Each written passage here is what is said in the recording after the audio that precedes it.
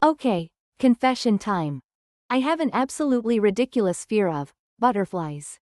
Yes, you heard that right. I know what you're thinking.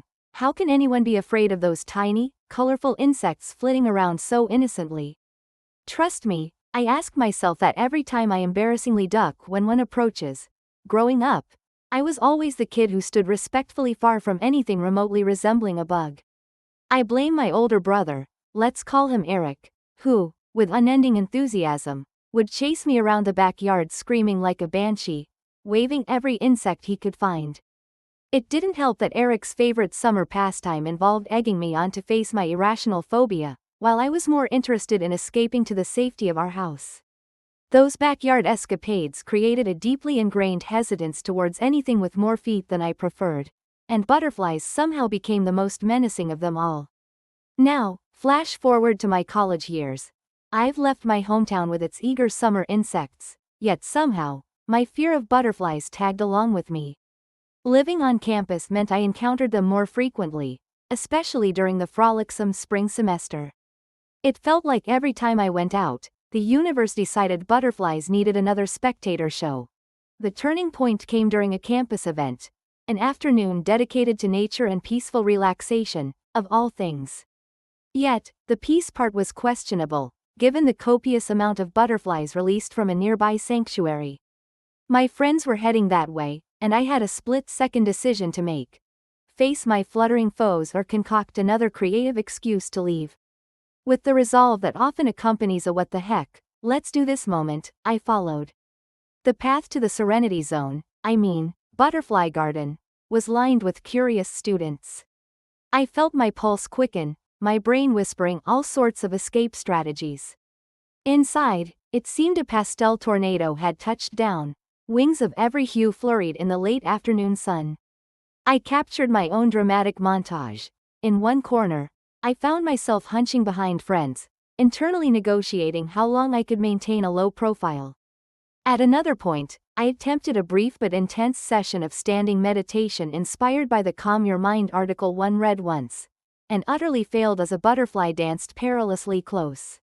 Just as this amusing charade unfolded, an acquaintance, let's call her Lily, innocently approached with a small delight. A butterfly eagerly perched on her hand, and she was heading straight towards me. Their good luck, Lily smiled brightly, completely unaware of my inner turmoil. There was nowhere to run. It was in this split moment of incoming disaster that my grand epiphany struck. Maybe understanding them was a start. So, instead of letting fear dictate, I chose to learn about the little creatures. As I hesitantly allowed myself to watch their delicate flight, I noticed their rhythmic patterns and began mentally naming them: bright yellow, subdued indigo. Their unforeseen beauty gradually unfolded, and I found an odd but genuine fascination growing.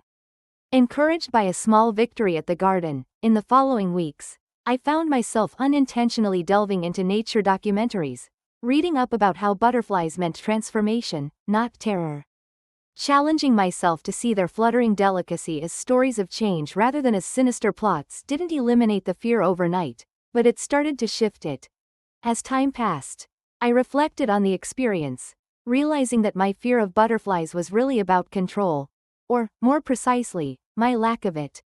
Butterflies represented unpredictable elements in life, aspects you can't plan or shield yourself from, no matter how hard you try.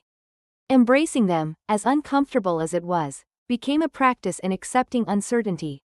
The more I engaged with butterflies, the more I learned to embrace other unforeseen changes in life. It's interesting how something so small and seemingly insignificant can become a catalyst for personal transformation. In that moment, I also discovered something pivotal about myself. The ability to face fears, no matter how minuscule, can translate into broader life resilience. A renewed appreciation emerged for challenges both big and small, as they allowed me to grow and understand different parts of myself. So, if there's anything you've been avoiding out of fear, know you're not alone. Don't be afraid to take a chance, to let a little chaos into your predictable world. Facing my fear of butterflies didn't just help me with the butterflies alone. It taught me about life, change, and the acceptance of both. Go ahead, step into your butterfly garden today. whatever that might look like, and see the transformation happen. I promise, it's worth it.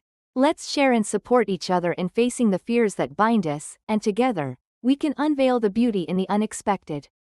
Thanks for watching, and don't forget to breathe and maybe, just maybe, give a butterfly a chance.